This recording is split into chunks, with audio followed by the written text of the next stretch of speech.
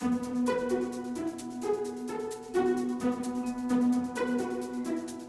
this is Brittany, and I'm going to walk you through how to use the conference platform for the virtual international conference on ADHD. After you registered, you should have gotten 2 emails. The first one is your conference confirmation. You can edit your basics about your registration from there, and all of the buttons in that email are blue. And then some amount of time later, a second email will come in, and that's your invitation. It has a big orange button on it that says sign into website and mobile app. And that's the one that will let you create your sign in so you can update your profile and pick out your conference sessions ahead of time. So a quick note, it's not technically an app. It's a website experience. And we're really recommending that people do it on their desktop if at all possible. If you have this vision of it's going to be an app and I'll get notified when somebody messages me or the session's about to start, the only notifications are actually through the email address that you registered with. So if you want to see information like if somebody sends you a message back or agrees to a time to meet, you're going to need to go to your email to see those or already be inside of the website. You can use the mobile website on your phone if you'd like to. It actually doesn't look bad once you've done the whole accept cookies thing at the bottom. But the problem is if you want to be bouncing back and forth with your email, looking for notifications, or if you just want to feel like you can see more of it at once, your desktop browser will be able to show you a lot more. Of course, ADHD, no one will fault you for wanting to walk around the house a little bit while you're watching your conference sessions. Once you have your invitation email with the orange button, that's when we can really get started. Now that my little guy has his little invitation, we're ready to create his account. So we're going to click on this orange button that says sign into mobile and web app. Again, not technically an app, it's a web interface. It looks fine on mobile, but you have more on a laptop or a desktop if you're able to. This is where we're going to claim the ticket and create a login and be able to access the platform. We can not only interact with other attendees there, but we'll also be able to attend the sessions. Assuming the name and the email are correct, we're going to create a password. Don't worry, this is a brand new password. You don't have to remember any of the other passwords for other organizations. New password. All right. So despite the fact that when we cut here, it says register here, that's just the main page. You've created your login. You are in the platform system. You're good. Just ignore it. You don't need to worry about register here ever again. Yeah. Till next year. The way you can tell that you're actually logged in is over here on the side, it says account, and there's an option to edit my profile and log out. That's how you know you're actually in. So now that we have this account, we actually can edit our profile. All right, because we tend to be a visual lot, if you're able to upload a profile picture, that would be awesome. So it says, please upload a JPEG or PNG image file, and we recommend a minimum of 300 by 300 pixels.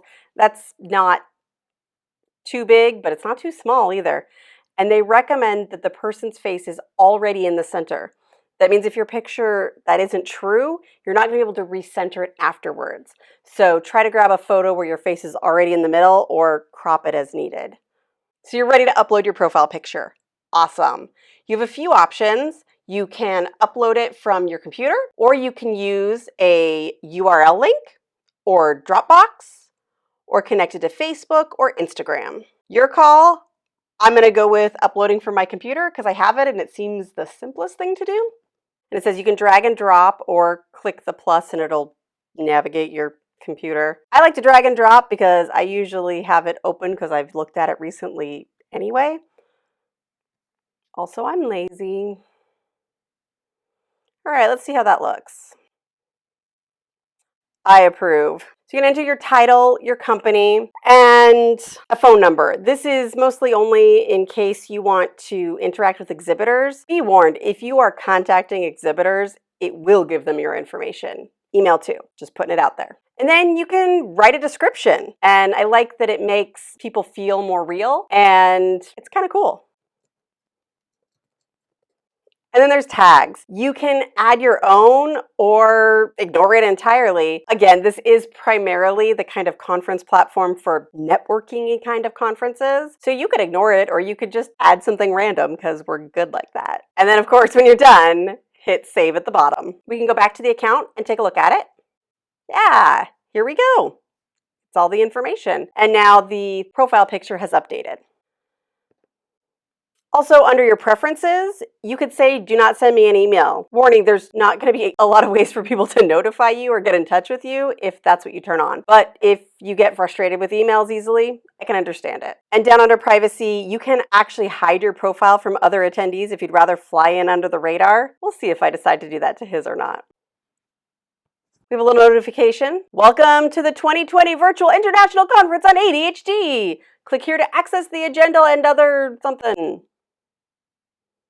Sort of just looks like the invitation. But that's okay. We can still click on and see the agenda. So when you go over here under schedule, there's the option for agenda and my agenda. Those are dangerously similar. My agenda are just the sessions you've actually already clicked on saying that you want to attend them. Let's take a look at the actual agenda and maybe pick out some sessions for our little guy. Well, my cute little child, he's trying to really learn how to connect with the force. So of course, he's first going to go to mindfulness meditation. Hit this plus button, and suddenly it's going to be on his agenda. If we say view my agenda up in the top left and click on that, the sessions that he's already selected are the mindfulness meditation session. You can click back to view the full agenda. Now, Thursday is interesting because there are a whole bunch of non-session activities and they're open for everyone, right? And then there's a whole bunch of professional institute because that's the day that most of those sessions are happening. But feel free to walk in for any of the non-session activities. And then the general admission also covers everything Friday and Saturday. I've been noticing that our cute child, he's been doing really inappropriate things like eating the frog that the other kids were playing with. So we're going to sign him up for the interactive networking session, ADHD Social Skills Lab. That might be really good for him. And lunch, it will add it to his agenda. Meal planning and grocery shopping, I'm pretty sure Mando's got that covered. There are so many possibilities in picking out your sessions. It's okay to take a break and come back to it. It can be really overwhelming visually and mentally. Seriously, decision fatigue is such a huge problem for us with ADHD. Give yourself a break. Come back to it later. You don't have to make all the decisions all at the same time. I do want to point out that the sessions are going to be in your local time zone, which is great, right? Time zone math is the worst. But it also means that if you live on the West Coast like I do, some of these sessions may not be geared for your time zone. Look, I'm going to be up at 5 a.m. I'm just probably going to be exercising. The cool thing is that you can pick out all of your sessions in advance. When you're already tired and your brain is full from attending a session, that's maybe not the best time to try to pick the next thing that you'd want to do. And the great thing is that you can go in advance, pick the whole thing, and then just look at it in agenda view and not have to look at everything at the same time. Let's take a look at his agenda. We've got him doing his mindfulness meditation, getting his social skills. I added a couple breaks. He's got a nap in the middle of the day, so.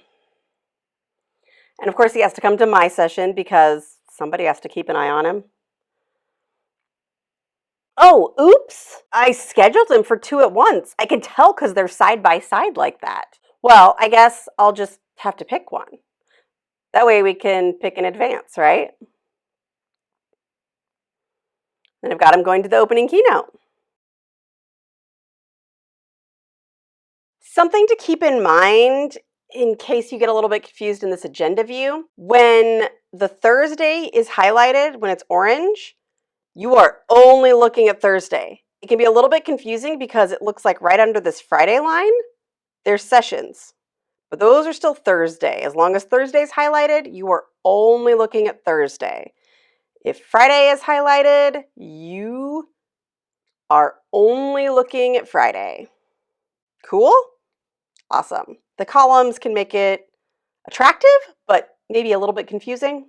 Another disadvantage of this particular view is that it doesn't show you how long each session is.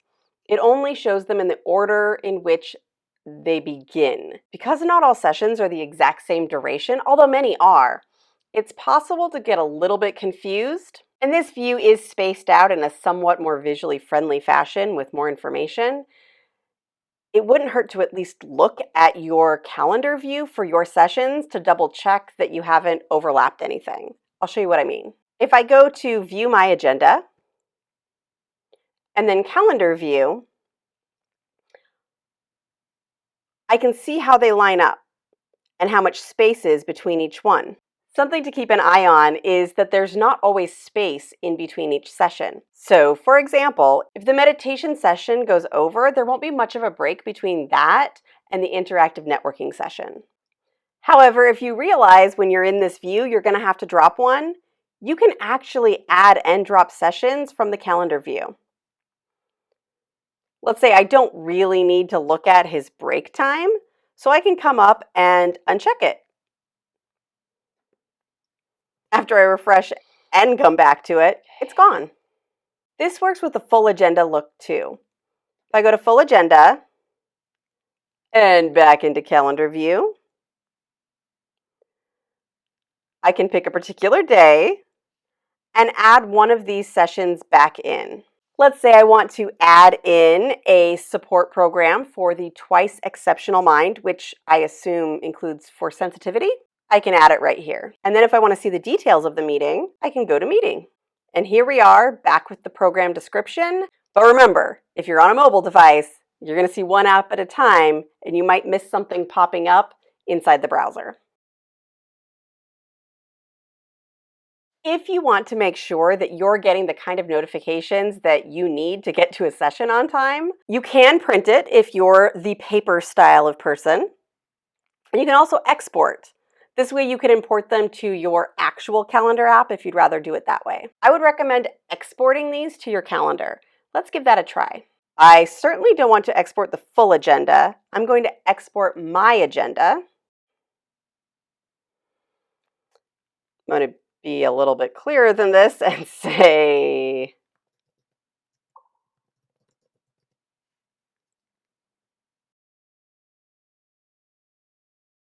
and from your downloads folder, just double click on the appointments, select your calendar, that's fine, and hit OK. And here it is. I can see all of the sessions that I've added for the child.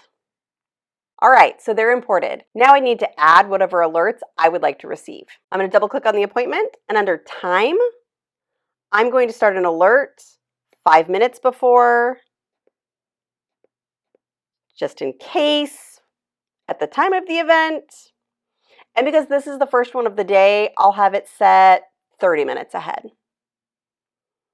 I will need to go through and add on the alerts for each one manually, but that way I know for sure I'll be getting an alert when it's time for me to swap over to the next event. What do you do if there's a particular session you're looking for, but you're not sure how to find it? It turns out there's a search bar. If you're already in the agenda view, just tap on the search bar,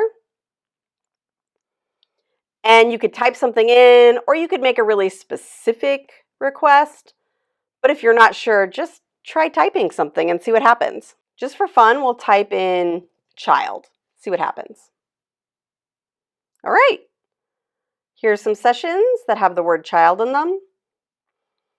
You could also do it for a name of a presenter.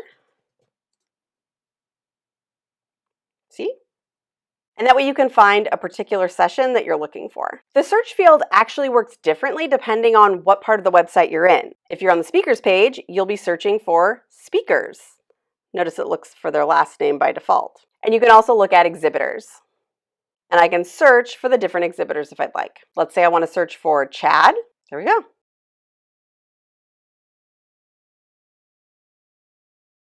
Okay, so you've picked some sessions and you're ready to do those other things you do at conferences, like interact with people. I know it's harder because virtual, But there are actually some interesting ways that you can connect with other participants while you're at the conference. Up in the top right, there's a thing that says conversations. And there it says public forums and inbox. Inbox is going to be more personal. We'll get to that. But the top is public forums. And it's sort of all of the public conversations, which could easily get pretty overwhelming. But at the moment, it's not because we're pretty far out from the conference as I'm recording this. You can see there's a conversation about one of the sessions in here. And then there's another general conversation. It might be interesting to go there to see what's new, sort of get a bird's eye view, or at the very least, a different picture of what's happening. But that may not be the best place to engage in conversation. The thing that other participants will have the most in common with you is the sessions you attend. It turns out that there are a few cool social features involving the actual sessions. So let's take a look at my agenda.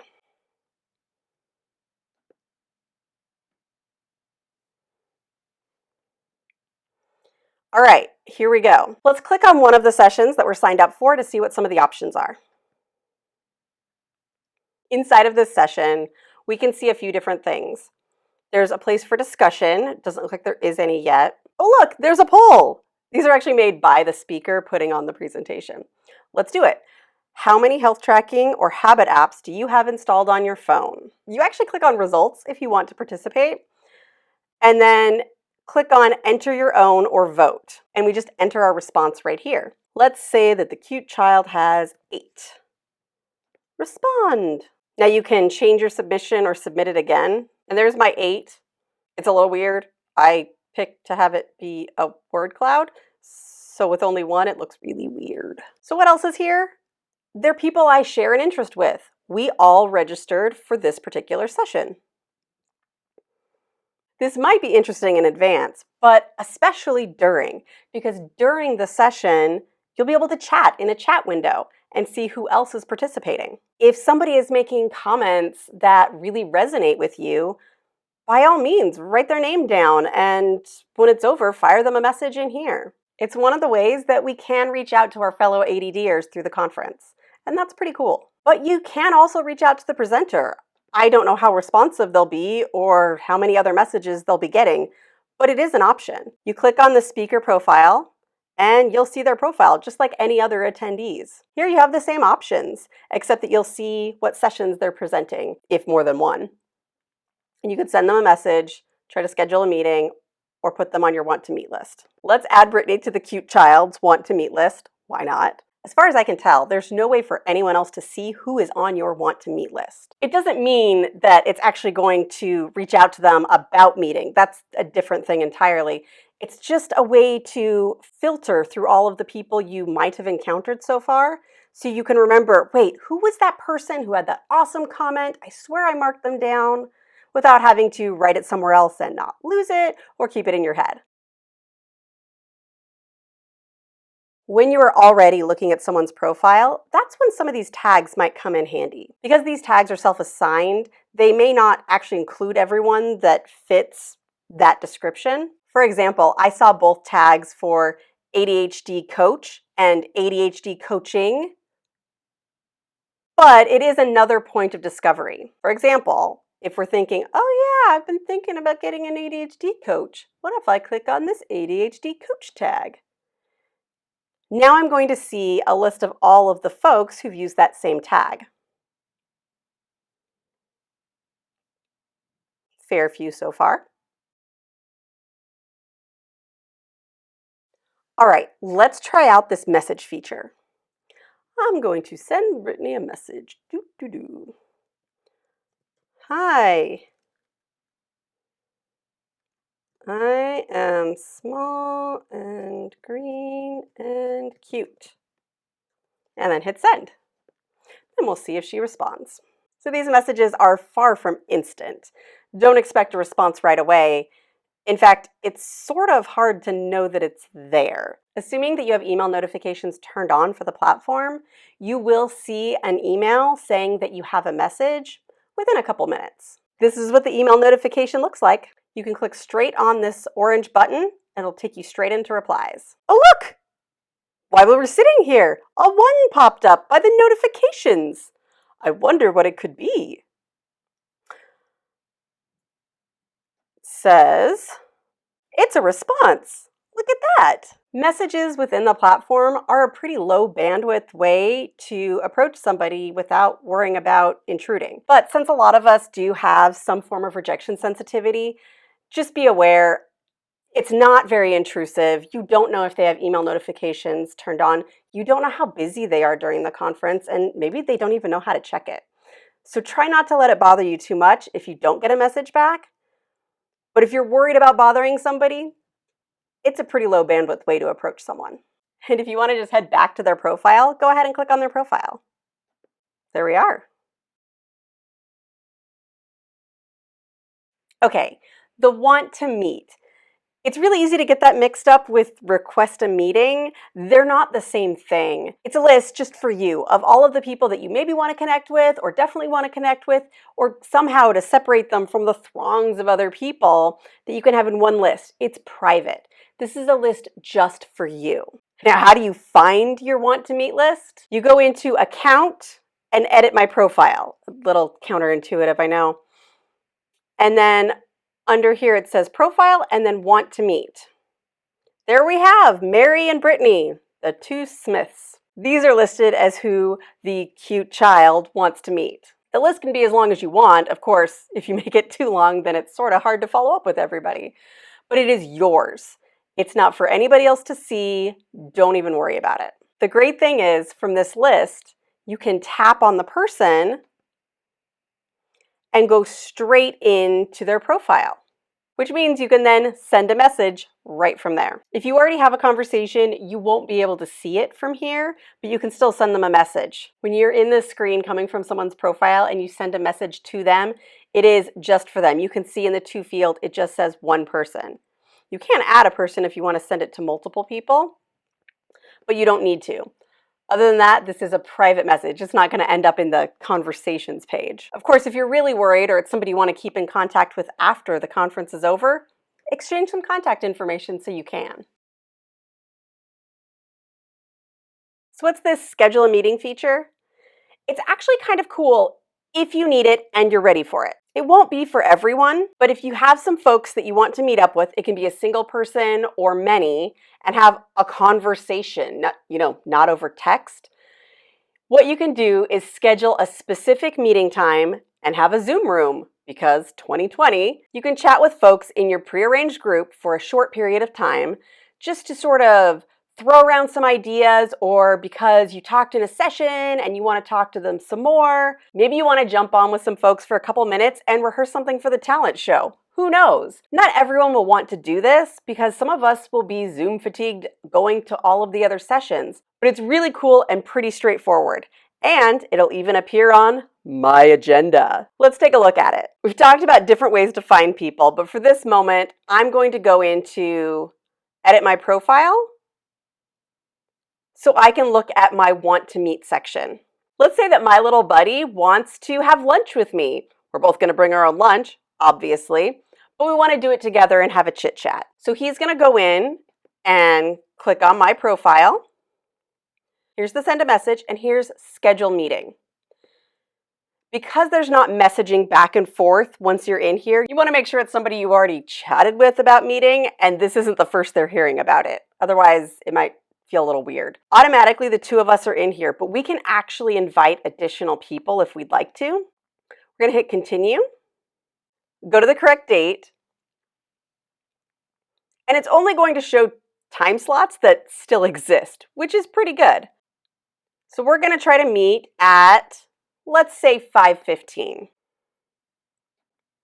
We're going to call it Frog Dinner. Let's chat and eat some frogs. It says 5:15 to 5:30. So let's send the invitation. Private meeting created and invitation sent. And now there's other things you can do with this meeting. I'm not sure how useful it is to create a poll for a 15-minute meeting, but that's one of the options. And according to the clock, it's 5:15, so now it's a live meeting. And it says join this live meeting. You have the option to do some chat. Of course, if you're in the middle of Zoom, you could also do that too. You can look at the people, have some files. There's some options, but really the easiest, probably best use of this is just to dive in and say, join meeting. I can join it, but Brittany hasn't accepted yet. So let's go take a look at that. Meanwhile, in the browser where I'm Brittany, I have a little notification. Let's click on it. Oh, there's a meeting that cute child invited me to. I can see the details. And here I can accept or decline. I'm going to accept and join the meeting.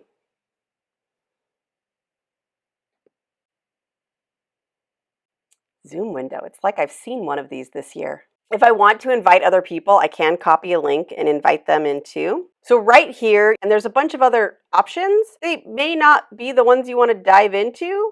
Personally, I'm going to just say start video. So now I'm having a video chat and there's some stuff going on. And it would be really weird if I click join from the other one and suddenly the world might implode. I don't know. So now I could be in this meeting and chat and do whatever, or, eat frogs. I'm going to go for a chocolate frog. And if I want to see those other options again, I just click on stop video. And now I've got these other options, including share screen, which you could go and do your whiteboard, and I could draw stuff.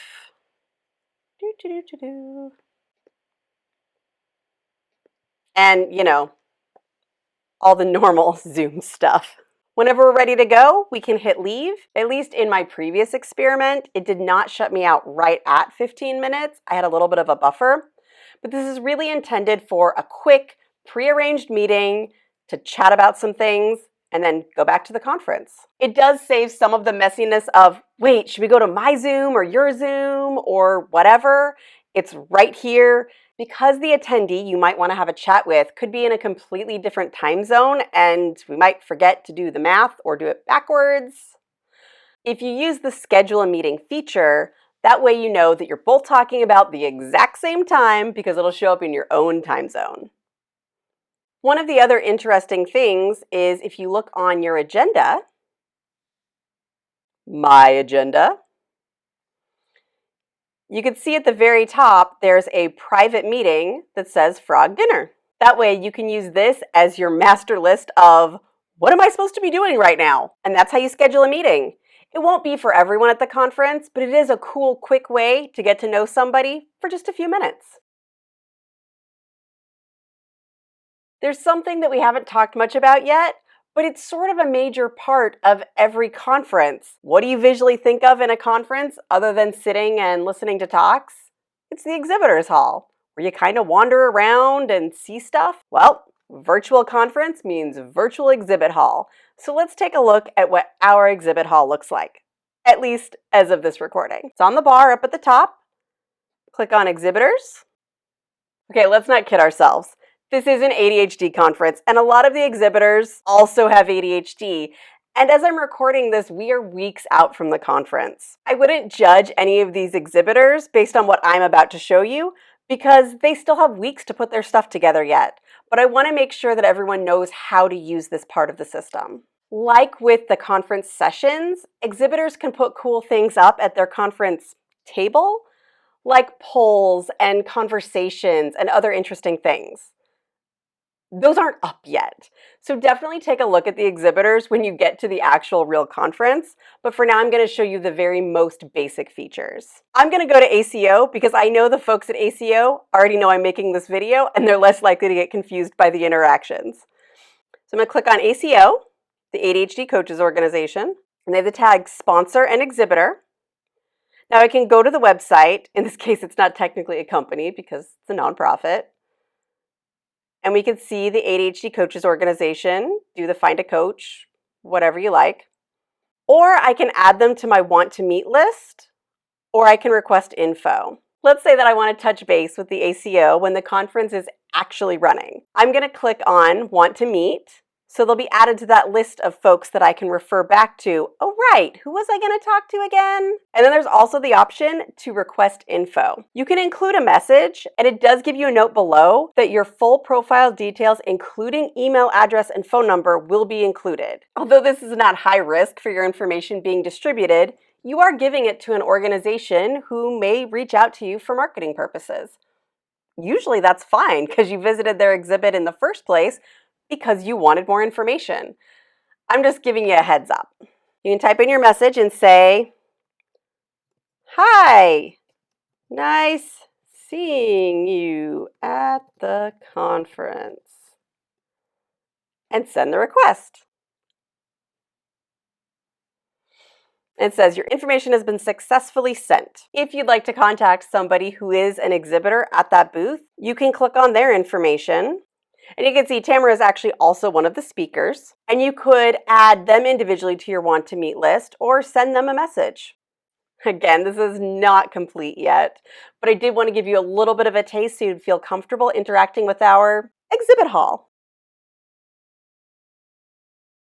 So how do you actually join a conference session?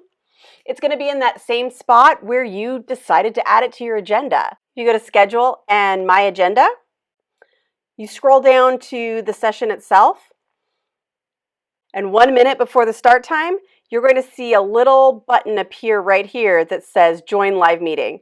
It's going to look just like the button from scheduling a meeting with an individual, and you'll click on that and join the meeting. If you want to see more, I've included a link in the notes below to where the platform itself actually has a YouTube video talking about the day of the conference.